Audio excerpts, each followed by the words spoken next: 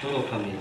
아합이 엘리야의 무릇 행한 일과 그가 어떻게 모든 선지자를 칼로 죽인 것을 이세벨에게 고하니 이세벨이 사자를 엘리야에게 보내어 이르되 내가 내일 이 만대에는 정령이 생명으로 저 사람들 중 한 사람의 생명 갚게 하리라. 아니하면 신들이 내게 벌 위에 벌을 내림이 마땅하니라 한지라.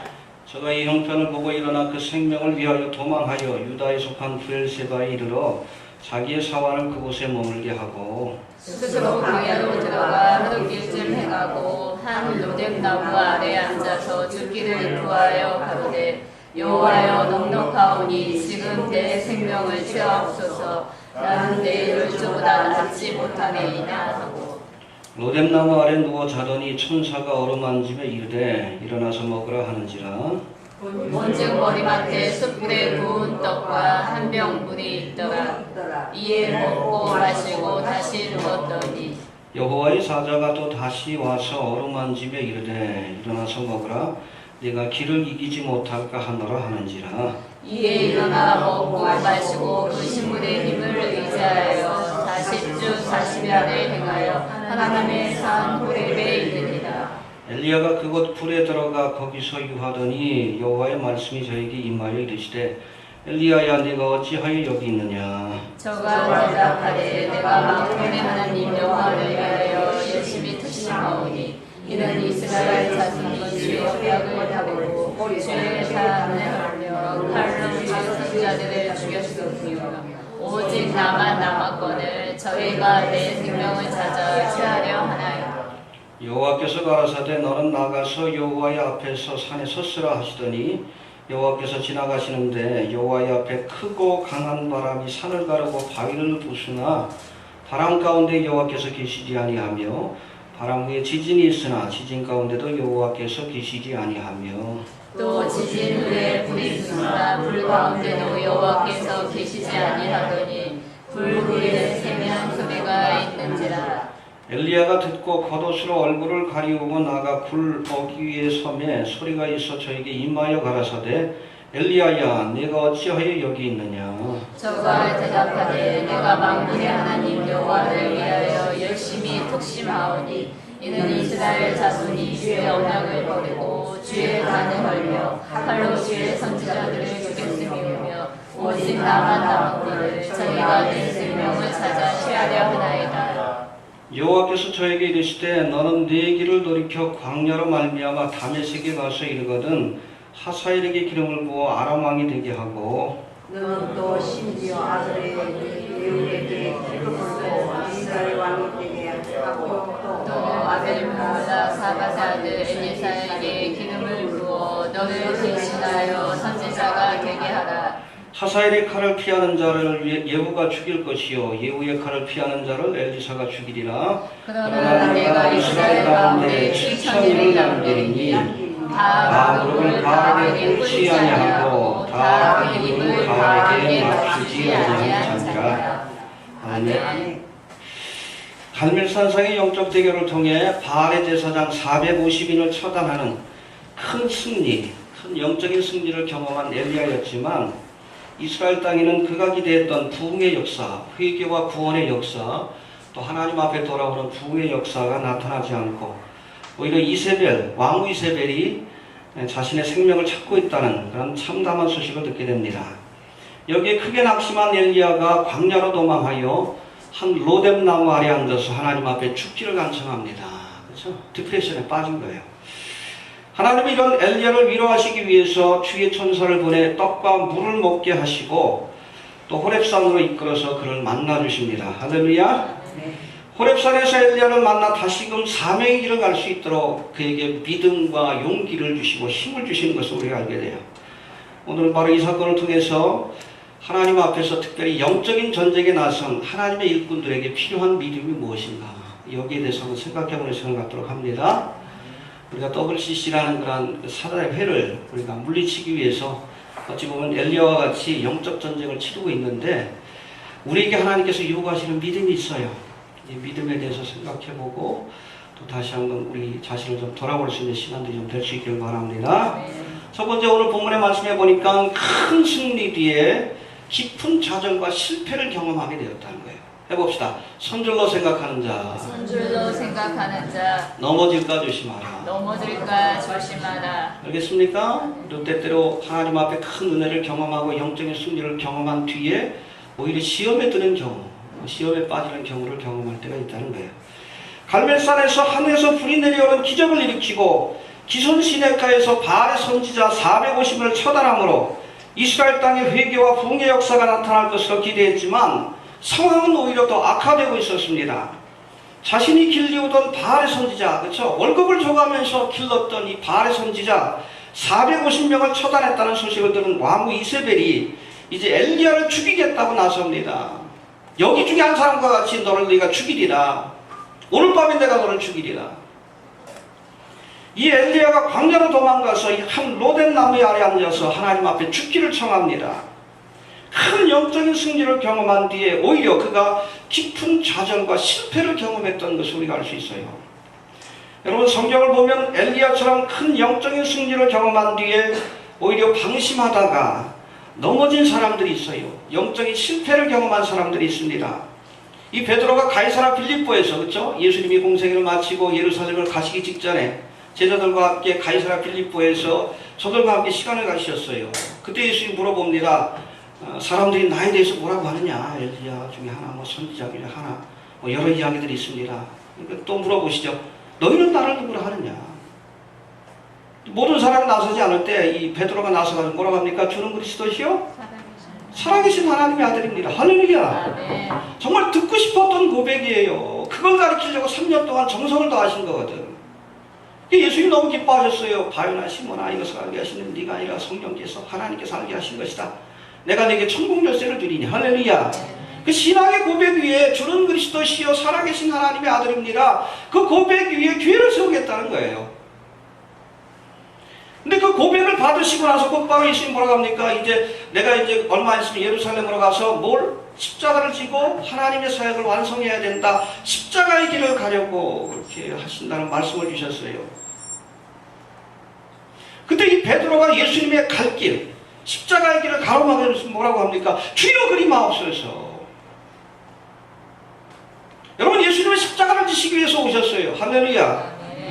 그래서 그 사역을 완성하고 예루살렘을 향해 길을 가시려고 하는데 베드로가 그것을 가로막습니다. 그러니까 지체하지 않고 뭐라고 했어요? 사탄아, 내 뒤로 물러가라. 여러분, 믿음의 사람들도 심지어 하나님의 종들도 정신 못 차리면 세상의 생각과 육신의 생각에 사로잡히면 하나님의 도구가 아니라 사탄의 도구가 되고 있어요. 그런 사람들 있지 않겠게? 베드로같이 쓰임받다가 지금 사탄의 도구가 된 사람들이 있죠?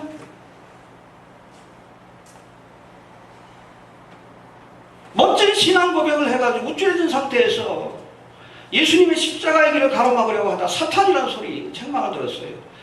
넘어질까 조심해야 돼요.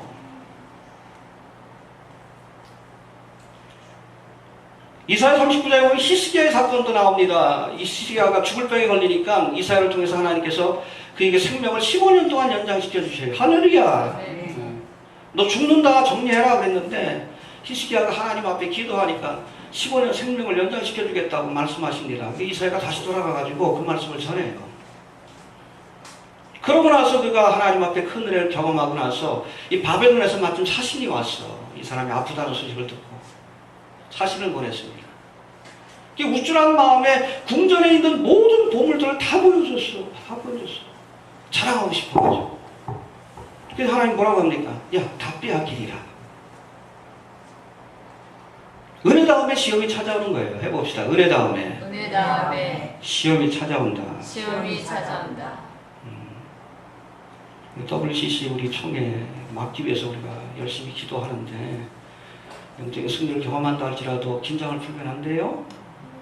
또 다른 시험이 찾아올 수 있습니다. 저 그래요. 이번에 WCC 문제 끝나고 나면 그 다음엔 RFID 칩 이 문제 가지고 또 논쟁이 벌어질 거예요. WCC 반대하는 교단들도 예장합동인가요? 통합인가 모르겠는데 이 RFID 칩 이거 짐승의 표를 연결을 못 시켜. 참 답답해.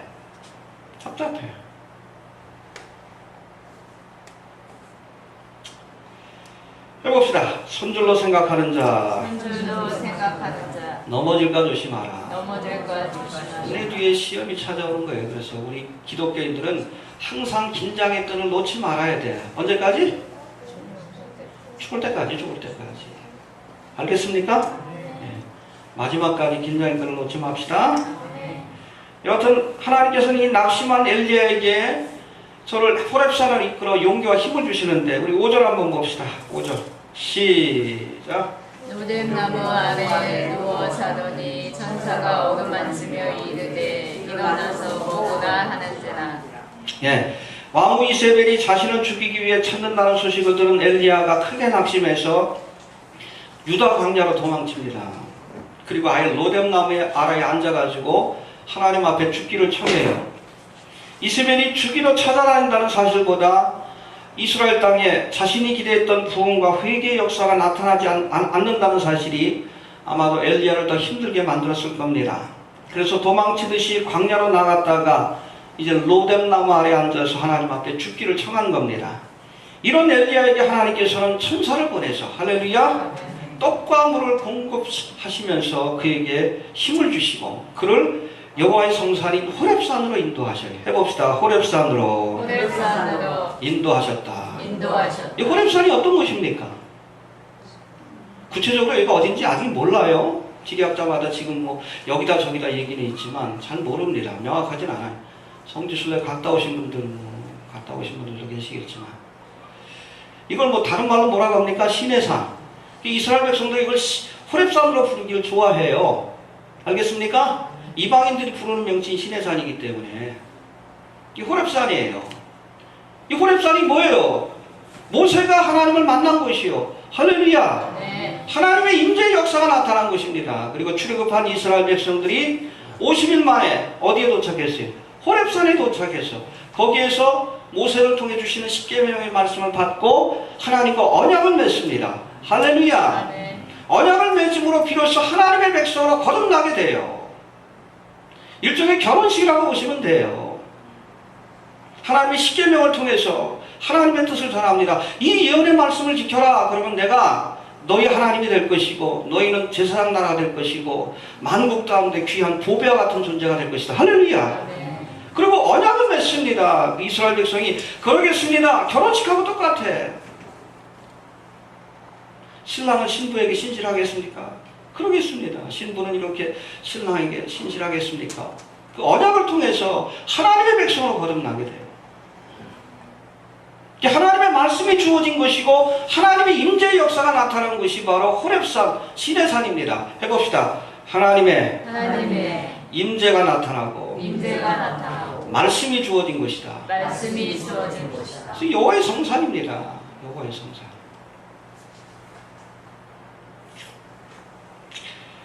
하나님께서 이 호렙산으로 인도하여 저를 만나주시고 또 저에게 말씀을 주심으로 다시 한번 믿음과 용기를 가지고 사명의 길을 갈 수 있도록 힘을 주십니다. 할렐루야. 네. 여러분 주님을 다시 만나야 돼. 알겠습니까? 해봅시다. 하나님을 만나자. 하나님을 만나자. 하나님을 만나야 다시금 우리가 용기와 힘을 얻고 믿음의 길, 사명의 길을 갈 수 있는 거예요. 그러기 위해서는 우리가 하나님의 임재의 역사가 나타나는 곳으로 찾아 나와야 합니다. 알겠습니까? 네.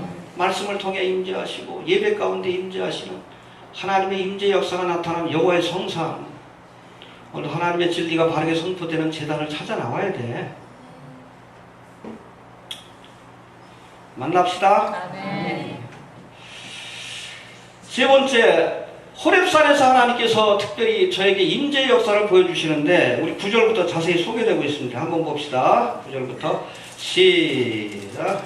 엘리야가 그곳에 들어가 거기서 요하더니 여호와의 말씀이 저에게 임하여 이르시되 엘리야야 너 어찌하여 여기 있느냐. 예, 10절. 서가 대답하되 내가 만군의 하나님 여호와를 위하여 열심히 수심하오니 이는 이스라엘 자손이 주의 언약을 버리고 주의 단을 걸며 칼로 주의 선지자들을 죽였으며 오직 나만 남았거늘 저희가 내 생명을 찾아 취하려 한다이다. 예, 그리고 나서 하나님께서 임재 역사를 보여주십니다. 11절 봅시다. 시작. 여호와께서 가라사대 너는 나가서 여호와의 앞에서 산에 서으라 하시더니 여호와께서 지나가시는데 여호와의 앞에 크고 강한 바람이 산을 가르고 바위를 부수나 바람 가운데 여호와께서 계시지 아니하며 바람 후에 지진이 있으나 지진 가운데도 여호와께서 계시지 아니하며 또 지진 후에 불이 있으나 불 가운데도 여호와께서 계시지 아니하더니 불 불 위에 세미한 소리가 있는지라. 할렐루야. 예, 보니까 산을 가르고 바위를 부수는 강한 바람이 불어와요. 그러나 바람 가운데도 하나님이 계시지 않았다고 그랬어요. 알겠습니까? 그 후에 요란한 지진, 땅이 흔들리는 그런 지진이 일어납니다. 그러나 지진 가운데서도 하나님이 계시지 않았고 또 지진 뒤에 불이 일어나지만 불 가운데도 하나님이 임재하지 않으셨다고 했어요. 오히려 하나님께서 들릴 듯 말 듯한 세미한 음성 가운데 할렐루야 아멘. 임재의 역사를 나타내 주셨습니다. 오늘날은 많은 사람들이 권능과 기적 가운데 임하시는 하나님을 뵙기를 그렇게 기대하는 모습들을 볼 때가 많아요. 그렇죠? 뭐 그냥 그 바람이 불고 그냥 땅이 흔들리고 불이 내려오고 어떤 표적과 기적 가운데 하나님이 임재하시기를 바라고 또 그런 줄도 알고 그렇게 찾아 나오는 사람들이 많습니다. 그래서 뭐 좀 표적이 나타났다 그러면 은진발이 금진발이 됐다. 또 임파테이션. 우리는 몰려가고 우리는 몰려가고 또 신비한 현상이 나타났다 그러면 그게 하나님이 임재하시는 증거라고 그렇게 생각하면서 몰려다녀요. 그러나 오늘 본문에 보니까 하나님께서는 그런 요란스러운 표적 가운데 임재하신 것이 아니라 세미한 음성 가운데 말씀 가운데 임하셨다라고 말씀하고 있어요. 해봅시다. 말씀 가운데 임하셨더라. 하나님은 때때로 권능 가운데 임하여서 하나님이 어떤 분인가를 보여주실 때가 있습니다. 특별히 믿지 않는 자들에게. 알겠습니까? 표적은 일반적으로 믿지 않는 자들에게 주시는 거예요. 하나님이 어떤 분인가 보여주기 위해서. 그렇죠? 갈멜산상에서 불을 내리셨어요. 이건 믿지 않는 이스라엘 백성들, 바알의 선지자들에게 하나님이 살아계신, 하나님이 참된 하나님인 걸 보여주기 위한 거예요. 믿는 자들, 하나님의 백성들에게 임할 때는 그런 식으로 임하지 않습니다. 오늘 본문에 나온 것처럼 세미한 음성과 말씀으로 하나님의 임재 역사를 보여주실 때가 많아요. 알겠습니까? 예. 하나님을 만나고 싶다면 하나님의 말씀에 귀를 기울이시길 바랍니다. 쓸데없는 거 찾아다니지 말고 어디 뭐 금리빨이 은리빨이 됐대 어디 갔더니 뭐 예언기를 해준대. 이걸 뭐라고 해요? 고린도서 1장에 보니까 표적을 구하는 신앙이라고 그랬어요. 유대인은 표적을 구하고 헬라인은 지혜를 구하나 우리는 십자가에 달리신 예수 그리스도를 전한다. 표적과 지혜, 세상 철학에 의지하는 신앙이 아니라 십자가의 도, 복음이죠. 말씀에 의지하는 믿음을 가져야 한다라고 사도 바울이 말하고 있어요. 말씀에 귀를 기울이시길 바랍니다. 표적을 구하는 신앙. 여러분 이 말세 때가 되면 뭐 성령의 역사도 강하지만 미혹하는 영이 강하게 역사한다고 그랬어요. 그래서 많은 거짓 선지자와 그리스도가 일어나서 표적을 일으켜가지고 기적을 통해서 할 수만 있으면 믿는 자들도 미혹하여 멸망의 길로 이끌어갈 것이다라고 말씀합니다. 조심하세요. 요즘 뭐 신사도운동, 알파포스, 드레스티아스 그런 모든 여러분 그 뉴에이지 프로그램들의 그 공통적인 특징이 있어요. 표적이 나타납니다. 근데 그게 여러분 하나님께로부터 주어졌다는 착각을 우리가 하면 안 돼요. 하나님 주신 표적도 있지만 대부분 사람들을 미혹하기 위해, 특별히 믿는 자들을 미혹하기 위해 어둠의 영들이 보여주는 표적인 경우들이 많습니다. 알겠습니까?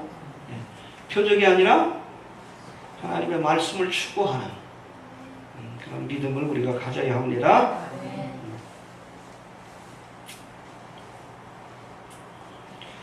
그래서 구체적으로 세미한 음성을 주신 하나님의 말씀, 그 말씀의 내용이 무엇인가 우리가 한번 찾아봅니다. 두 가지 말씀을 주셨는데 우리가 특별히 영적 싸움을 싸우는 하나님의 백성들은 이 두 가지 말씀에 귀를 기울이고 이 말씀을 통해 소망을 가져야 돼요. 15절 16절 한번 봅시다. 시작. 예수께서 저에게 이르시되 너는 내 길을 돌이켜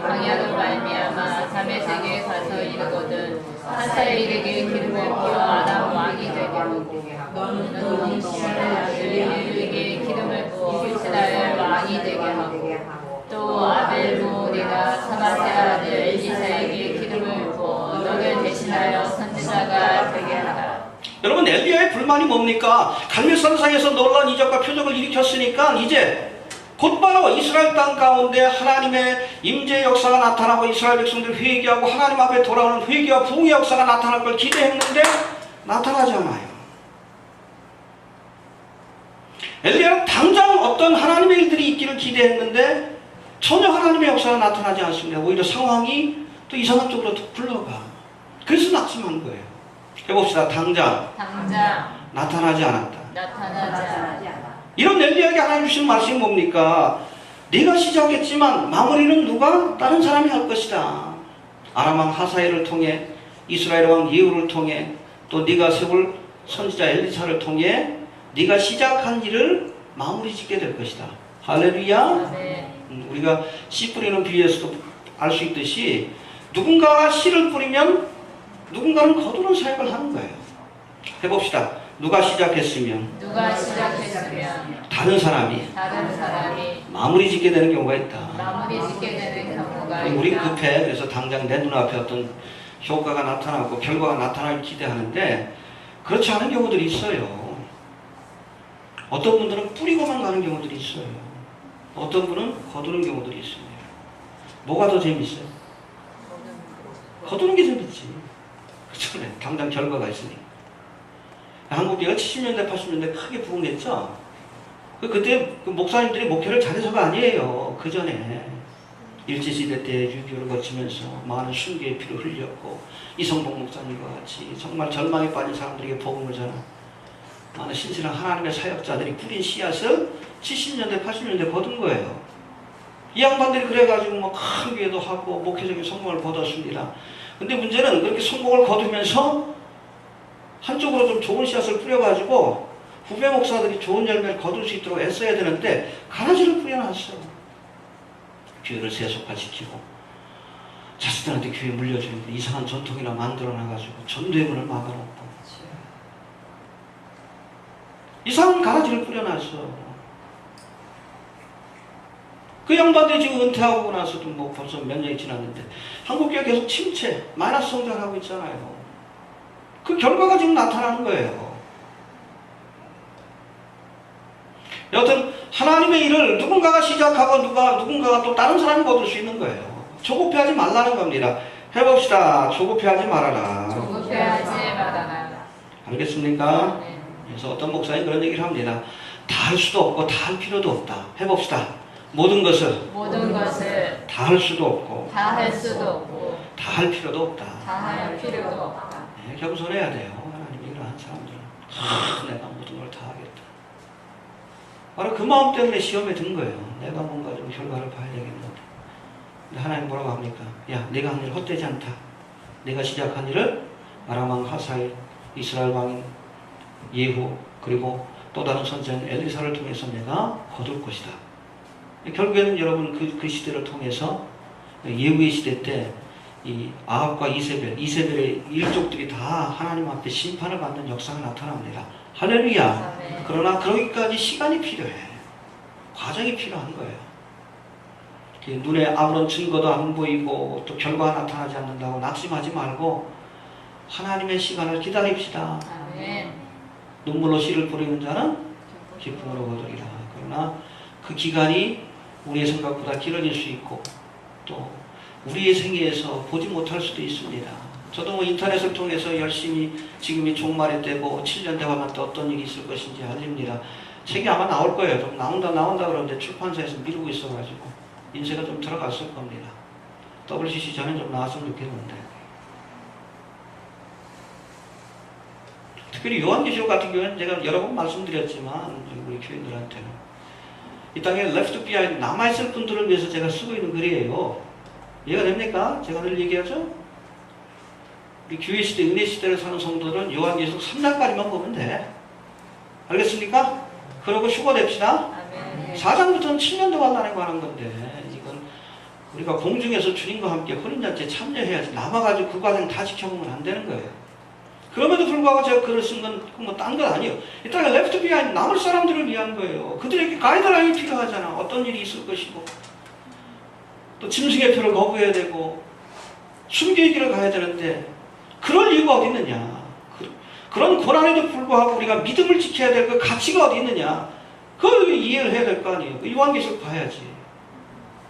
궁극적인 승리가 있기 때문에 어떠한 어려움과 학대와 핍박과 순교하는 일이 있어도 믿음을 지켜야 된다. 그래서 요한계시록 강의를 남기는 거예요. 알겠습니까?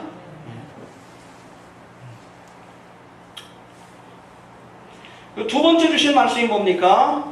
18절 한번 봅시다. 18절 시작. 그러나 내가 이스라엘 가운데 7천년을 남기리니 다 무덤을 바알에게 끓지 아니하고 다 그 입을 바알에게 마시지 아니하리라. 예, 엘리야의 질문은 두 가지예요. 왜 하나님의 역사가 지금 나타나지 않습니까? 결과가 지금 나타나지 않습니까? 뭐라고 했어요? 아니다.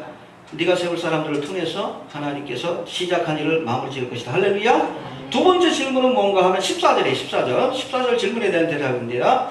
시작. 여호와 대답하되 내가 만군의 하나님 여호와를 위하여 열심히 특심하오니 이는 이스라엘 자손이 주의 언약을 버리고 주의 단을 헐며 칼로 주의 선지자들을 죽였음이오며 오직 나만 남았거늘 저희가 내 생명을 찾아 취하려 하나이다. 예, 또 한 가지 이 엘리야의 불만은 뭔가 하면 이스라엘 가운데 하나님을 섬기는 자, 또 하나님의 선자는 나밖에 남지 않았습니다. 해봅시다. 나밖에 남지 않았다. 그럴 때 하나님께서 그에게 주시는 응답이 뭐예요? 아니다. 아직도 이 땅에는 바알에게 무릎 꿇지 않은, 또 그에게 입맞추지 아니한 7,000명의 남은 자가 있다. 할렐루야. 혼자가 아니라는 거예요. 저도 인터넷 사역을 좀 시작하면서 정말 그 성경을 이렇게 들춰보고 시대의 징조를 살펴보면 정말 주님 오실 때가 가까운데 너무 모르는 것 같아요. 그래서 인터넷 사역을 시작했는데 한 가지 놀라운 게 뭐냐면 우리 가끔 찾아오신 성도님들 보면 제가 물어봐요. 어떻게 하셨냐고. 알려주신 분들이 계셔요.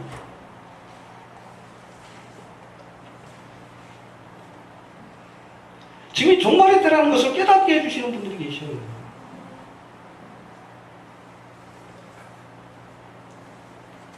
그게 은혜예요, 여러분. 이해가 되십니까? 알게 해주신 거예요. 남은 자들이 있다는 그런 믿음을 좀 갖게 됩니다. 모든 교회들이 세속화의 길로 가고 성도들이 하나님의 나라보다는 이 땅에서 3박자 축복, 5박자 축복, 형통 뭐 이런 것에 관심이 있는데 그러나 그 가운데서도 정말 하나님 앞에 믿음 생활 잘해보려고 하고 또 성경을 보면서 지금이 마지막 때가 아닌가라고 고민하면서 또 깨닫게 해주시는 분들이 계셔요. 할렐루야. 네. 제가 놀래요. 내가 먼저 알게 된 것이 기적 같고 또 그런 아는 분들이 계신다는 것. 인터넷 사역을 시작하면서 깨닫는 분들이 계시구나. 그런 분들을 볼 때마다 참 하나님께서 남겨놓은 분들이 계시구나 그런 생각을 좀 합니다. 남은 자의 믿음을 가집시다. 해봅시다. 7,000명의 남은 자들이 있다. 그래서 엘리야 때로부터 선지자의 시대가 시작이 되는 거예요. 특별히 바벨론 포로를 전후로 해서 선지자의 시대가 시작이 되는데 선지자 시대에 하나님 주신 메시지는 뭔가 하면 남은 자를 통해서 이스라엘의 역사를 새롭게 시작하신다는 거예요. 해봅시다. 남은 자를 통해 새롭게 시작하신다. 알겠습니까? 많은 성도들이 10월 30일부터 개최되는 WCC 총회를 막기 위해 또 이것을 막아내기 위해 기도를 모으고 있고 또 서명과 반대 집회에도 참여하고 있습니다. 그러나 제가 판단하기엔 우리의 기도와 노력에도 불구하고 이 WCC 총회가 개최되는 것과 이후로 한국교회가 배도의 큰 흐름에 빠지게 될 것, 이것을 우리가 뒤바꾸는 데는 한계가 있다는 것을 우리가 인정해야 합니다. 알겠습니까? 우리가 소수예요? 이해가 됩니까? 그럼에도 불구하고 우리가 지금 WCC를 반대하는 목소리를 높이고 있는 건 이건 딴 건 아닙니다. 하나님 이 땅에 또 아직 바알에게 무릎 꿇지 않아. 그렇죠? 이 배도의 흐름에 그렇게 내 몸을 내맡기지 않는, 바알에게 무릎 꿇지 않고 그 입에 입 맞추지 않은 남은 자들이 있습니다. 저들을 기억하시고 이 땅을 불쌍히 여겨 주옵소서. 그거예요. 그걸 보여주자는 겁니다. 좀 막을 수 없다고 봐요. 왜? 종말의 때는 배도의 때라고 했기 때문에 이 배도의 큰 강물 흐름을 우리가 막아낼 방법이 없어요. 하나님의 경륜대로 되어가는데. 그럼 우리가 그것을 반대하고 기도하고 집회를 여는 이유가 뭡니까? 딴 건 아니에요. 하나님이 이 땅에 그래도 남은 자들 7,000명 있지 않습니까? 이들을 불쌍히 여기사 하나님 재앙과 심판으로부터 우리를 패스오고 지나가게 해주옵소서. 그것밖에 없지, 그렇죠? 여러분, 엘리야 시대 이후로 전개되는 이스라엘의 역사는 바로 남은 자들을 통한 회복의 역사입니다. 해봅시다. 남은 자들을 통한 회복의 역사이다. 회복의 역사이다. 북이스라엘과 남유다는 결국 이 바알, 아세라와 같은 우상 숭배의 죄로 인해서 모두 패망의 길을 가요. 그래서 북이스라엘은 아수르에 의해서 멸망받고 남유다는 바벨론에 의해서 멸망을 받습니다. 하나님이 첫 번째로 지적하신 죄가 뭡니까? 하나님을 떠나서 우상 숭배의 길로 갔다는 거예요.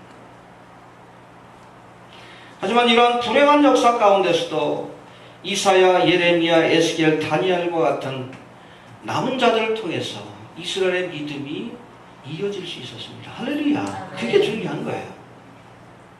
또 스룹바벨, 에스라, 느헤미야와 같은 남은 자들을 통해서 이 바벨론 포로 이후에 이스라엘 백성들이 예루살렘으로 돌아와서 하나님의 성전을 재건하고 예루살렘 성벽을 재건함으로 이스라엘의 역사를 새롭게 시작할 수 있어요. 남은 자를 통해서 다시 시작한다는 것이 하나님의 계획입니다. 하나님의 이 땅에서도 무너진 한국교회를 다시 일으킬 남은 자들을 찾고 계십니다. 기복신앙이라는 세속화의 길로 또 WCC라는 배도의 길로 가고 있는 이 한국교회를 바르게 인도하고 다시 세울 하나님의 사람들을 찾고 계십니다. 바르게 무릎 꿇지 않으며 영적 싸움을 두려워하지 않는 엘리야와 같은 일꾼을 찾고 있습니다. WCC라는 사단의 회를 바라보며 분노를 느끼고 영적 전쟁을 선포하는 그런 남은 자들을 찾고 있습니다. 세상과 타협하지 않고 진리를 선포하는 데 목숨을 거는 이 남은 자들을 찾고 계십니다.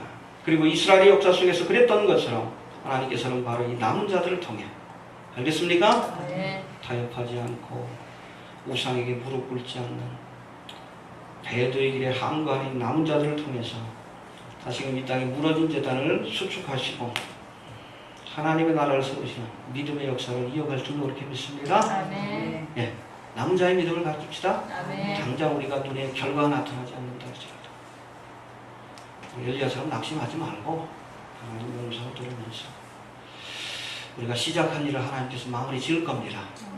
알겠습니까? 아멘. 예.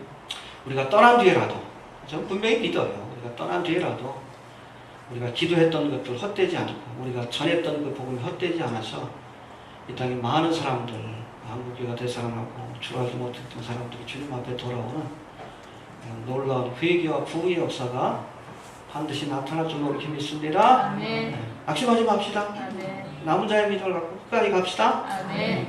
결과는 하나님 앞에 맡기고 최선을 다하고 하나님 앞에 다시 한번 용기와 믿음을 가지고 사명의 길을 갈 수 있는 우리 귀한 성도들 되어주시길 바랍니다. 아멘. 주신 말씀 붙들고 기도합니다. 하나님 은혜를 감사합니다. 이 아침에